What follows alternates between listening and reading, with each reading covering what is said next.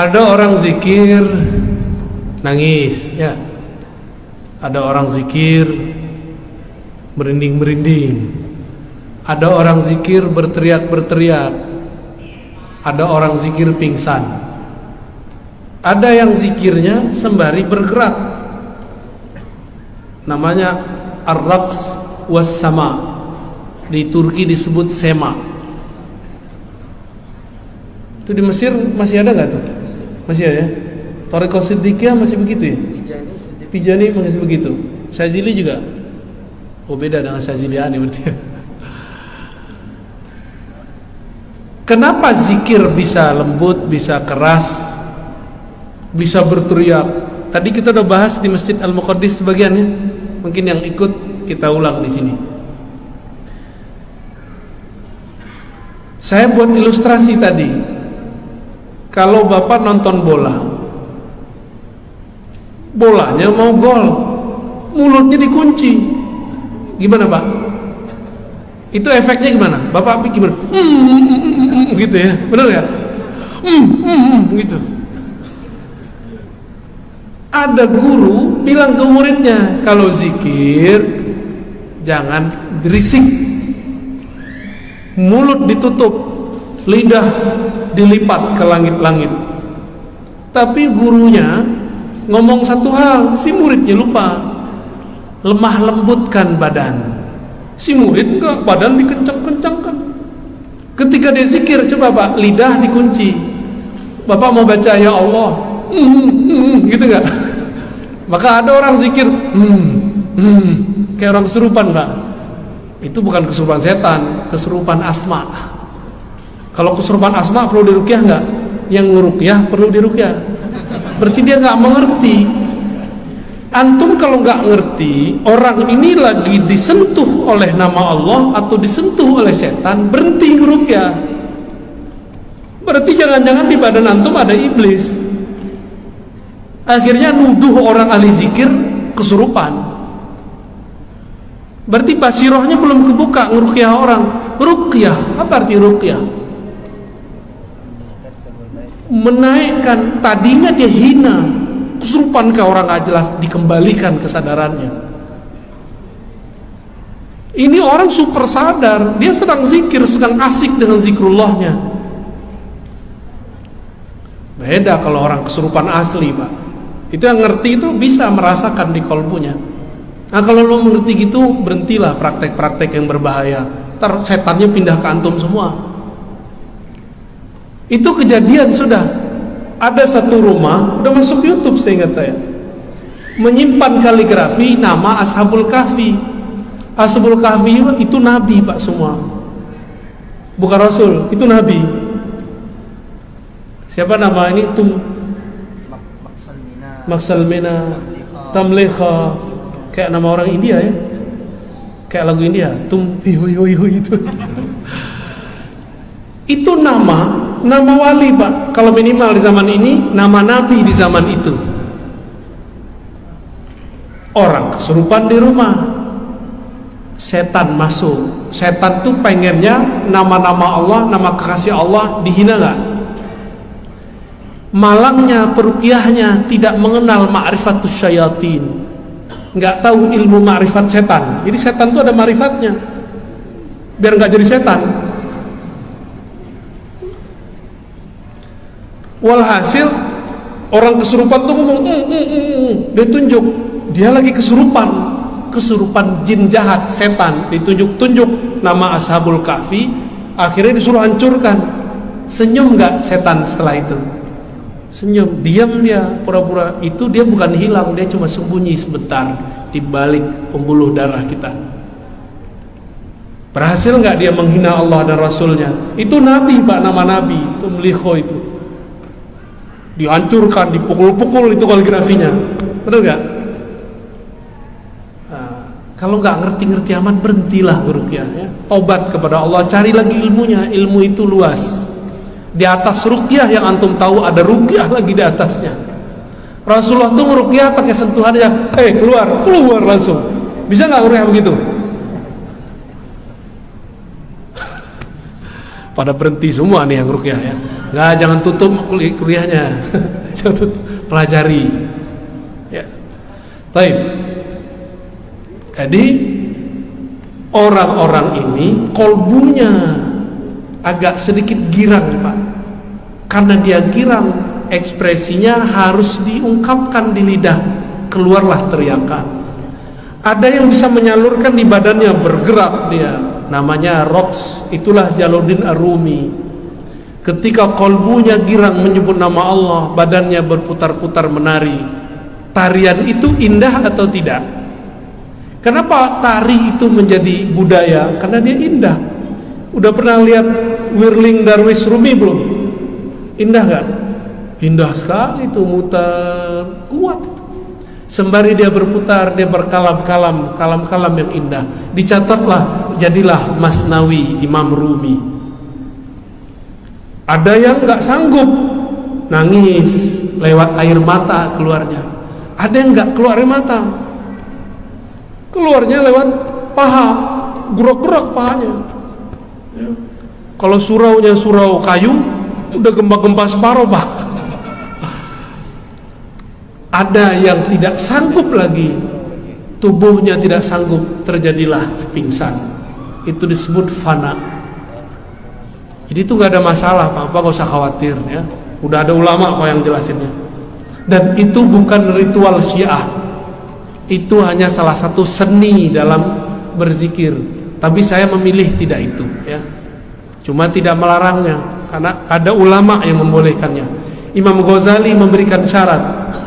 Imam Izzuddin bin Salam pun memberikan syarat. Nah, syarat-syaratnya kita kaji dengan waktu ya, insya Allah.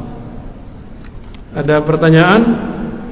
Apa beda istighfar sama taubat? Istighfar itu minta supaya Allah mengampuni. Ampun itu bahasanya belum paham kali ya. Ghafara itu artinya ditutup, menutup.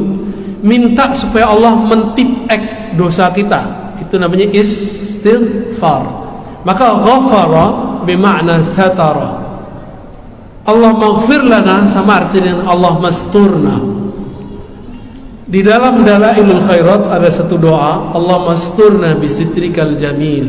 Ya Allah, tutuplah aib kami dengan keindahan sifatmu. Itu minta istighfar namanya. Apa bedanya dengan tobat? Kalau tobat itu ada penyesalan. Setelah mengaku salah dalam istighfar, lalu menyesalinya dalam tobat, maka at-taubah an-nadam. Tobat itu ada penyesalan. Orang kalau nyesel nangis gak? Jadi antum kalau tobat belum bisa matanya berkaca-kaca, berarti tobatnya belum sungguh-sungguh. Minimal berkaca-kaca kalau nggak bisa nangis. Minimal hatinya bergemuruh kalau tidak bisa menangis. Itu berarti sudah tobatnya sudah shadiq. Taubat nasuha. Taubat nasuha bukan sekali seumur hidup. Taubat nasuha bahkan berkali-kali dalam sehari. Itu yang disebut nasuha. Mohon maaf nih para ustadz, jadi tobat sambalado itulah tobat nasuha. Doyan tobat, bukan doyan maksiat. Tapi setan bisikan, udah nanti aja kalau udah tua. Bapak ngerasa tua nggak, Pak? Enggak kan? Pasti nggak ngerasa tua. Padahal lebih tua dari ane kan. Suatu kali guru saya Abu Ya Nu'man Bashir ngajak murid-muridnya yang sudah berumur 70-80 belajar zikir, talqin zikir. Apa kata muridnya? Buya, nanti sajalah kalaulah tua. Umurnya 70. Ternyata dari umur 25 diajak sama gurunya, ayolah belajar zikir. Dari umur 25 mereka ngomong, Buya, nanti sajalah umur udah tua. Udah umur 70 masih merasa. Saya ini udah beruban, Pak. Udah ada ubannya. Maka kalau saya bercermin saya takut-takut sendiri. Wah, udah tua juga gitu. Masih aman, Ustaz. Antum 30 ya? Masya Allah, wajahnya 35. Wajahnya berapa, Ustaz? 29. Kom sama isyurun, 25. Bisa lagi nih. Baik. Itu bedanya ya. Istighfar itu kadang perlu diistighfarkan kembali, tapi kalau sudah tobat pasti dia nasuha. Maka tobat itu pasti nasuha, itu udah pasti. Apa arti nasuh? Tulus. Tobat yang tulus. Orang yang suka mengakui dosanya kepada Allah di dunia, itulah yang disebut orang yang bertobat nasuha. Udah sering-sering ngaku kepada Allah. Ya,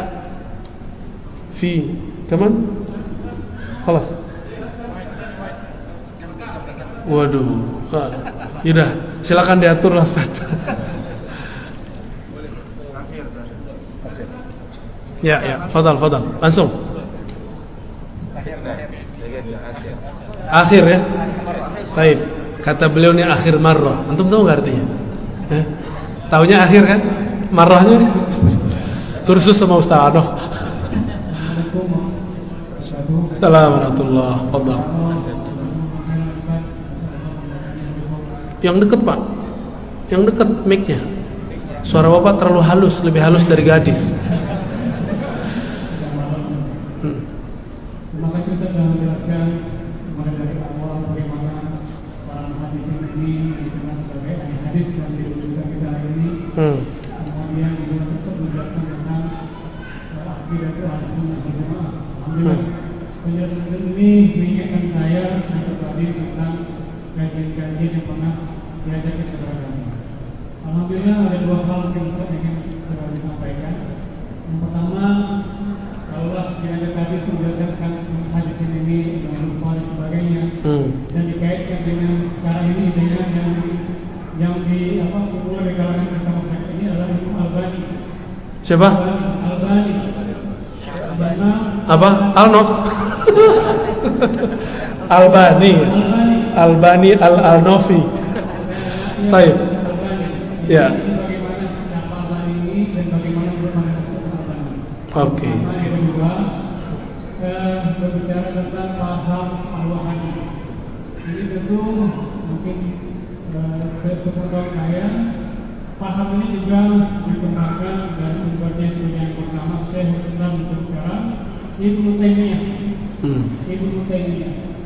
Paham al-hadis ini juga menganut paham dan pemikiran Ibnu Taimiyah yang tadi digambarkan berupa akidah yang besar, tasbih, takfir dan sebagainya. Ini bagaimana kita juga tentang Ibnu Taimiyah ini pahamnya bagaimana dan siapa beliau ini. Saya kira dua hal saja. Terima kasih. Assalamualaikum warahmatullahi wabarakatuh. Di beberapa kitab yang lain disebutkan dalam rawinya ada fulan, rawi ini tidak sahih, rawi ini fi muskilah fi gitu doang. Ini cuma nukil aja.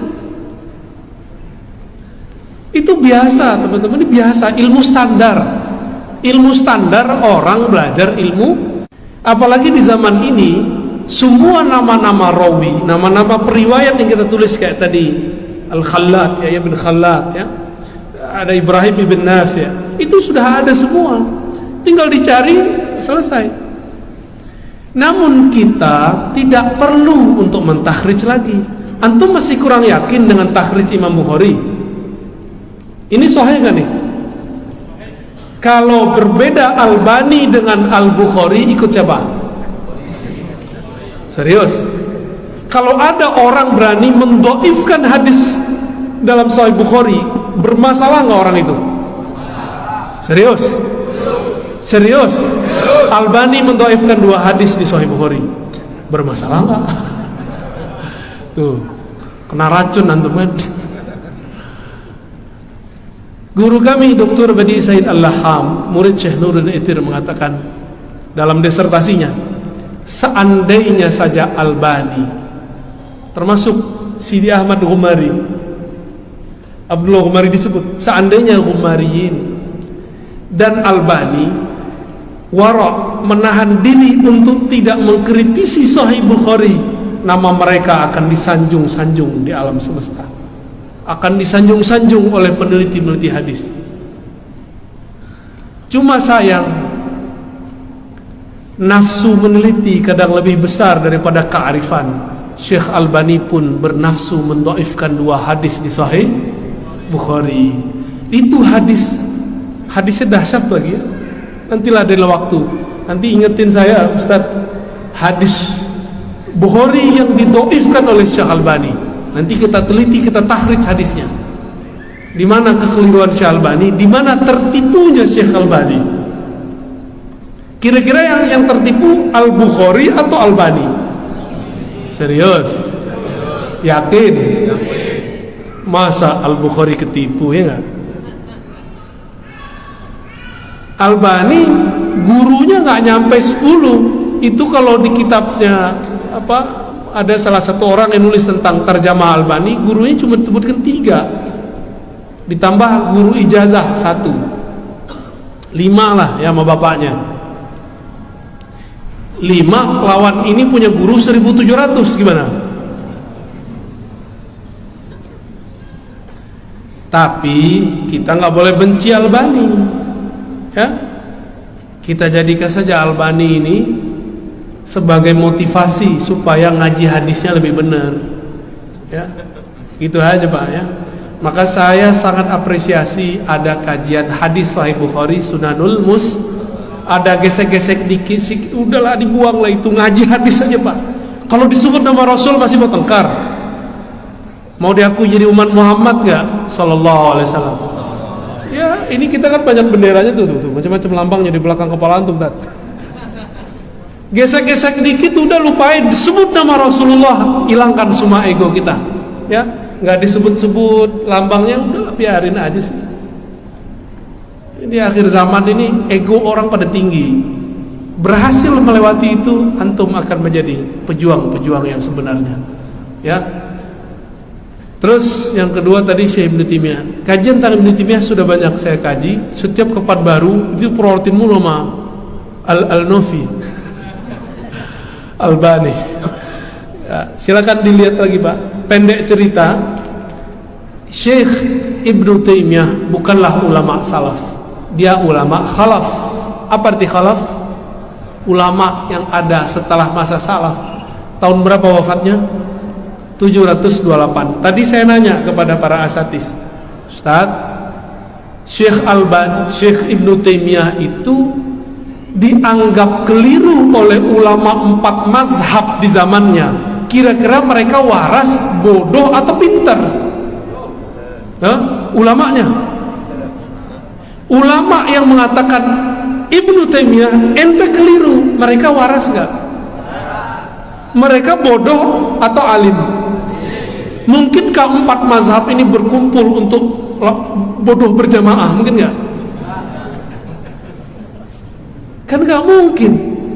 Ini ulama 4 mazhab sepakat untuk mengadili Syekh Ibnu Taimiyah. Ini ngomong bukan saya, tapi guru saya Syekh Hasan Hitu. Jadi waktu pengaruh Ibnu Taimiyah ini masih ada dalam pikiran dan dada saya, beliau ngomong begitu, dan itu kita ditunjuk-tunjuk tuh. Menurut kamu gimana? Di zaman Ibnu Taimiyah dia sudah dilaporkan oleh ulama, dipenjara karena fatwa-fatwanya yang menyimpang. Terus sekarang kamu ngikutin? Pusing juga kita ya ditanyain begitu sama beliau.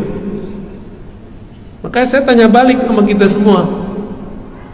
4 mazhab sepakat mengadili beliau. Mereka waras nggak? Waras. Karena mereka waras, Ibnu Taimiyah ini kemudian di-cut oleh mereka. Itu sebenarnya ya. Tapi di akhir hayat alhamdulillah Ibnu Taimiyah husnul khatimah, karena beliau tidak dipertemukan lagi dengan murid-muridnya, tidak diizinkan lagi nulis. Karena kalau masih nulis, itu fatwa-fatwa anehnya keluar lagi. Akhirnya beliau wiridan. Ingat dulu pesan-pesan Imam Ahmad ibn Athaillah Skandari. Akhirnya beliau di akhir hayatnya menjadi sufi dan dikuburkan di maqbarah sufiyah, dan dia mengatakan jannati fi sadri. Apa arti jannati fi sadri? Surgaku di dalam dadaku. Enggak, coba antum buka dadanya, ada surga enggak di situ? Surga di mana? Inda sidratil muntaha. Kan begitu kan di Quran? Surga itu ada di sampingnya, di sekitar Sidratul Muntaha. Sekarang Ibnu Taimiyah bilang jannati fi sadri, surgaku di dalam dadaku. Ini sufi nggak dia ngomong begini? Hanya sufi Pak yang ngomong begitu. Terus mereka ntar ngomong apa nih, pikir Ibnu Taimiyah? Nggak mungkin. Ya udah, antum baca kitab Al-Wabilus Shayyib karya murid terbaik Ibnu Taimiyah, namanya Ibnul Qayyim Al-Jauziyah. Itu kitab tarekatnya Ibnu Qayyim, tarekat Ibnu Taimiyah. Itu kitabnya. Nggak percaya, baca kitab itu. Di sana ada cara berguru, adab bermursyid, faidah berzikir. Cuma sayang itu kitab belum diterjemah. Ya. Jadi karya tasawuf Imam Salafi. Nah itu dia. Al-Wabilus Shayyib karya Imam Ibnul Jauzi yang sudah diterjemah Madarijus Salikin. Tahapan-tahapan orang suluk. Siapa yang nulis? Ibnu Qayyim Al-Jauziyah. Berarti di akhir hayatnya para imam salafi ini mereka menjadi sufi. Di kitab Madarij itu ada pujian-pujian terhadap tasawuf. Terus mereka sekarang ngomong apa? La taqra hadhil kutub. Jangan baca kitab ini. Begitu ngomongnya. Giliran gak cocok sama nafsunya dibilang. Jangankan itu, ini terakhir tentang Syekh Albani. Syekh Albani itu mentakhrij, menilai hadis tidak hanya dengan keilmuan, terkadang pakai nafsu. Apa buktinya? Ada hadis di Abu Dawud, ada hadis di Tirmizi, ada hadis di Ahmad. Hadisnya sama.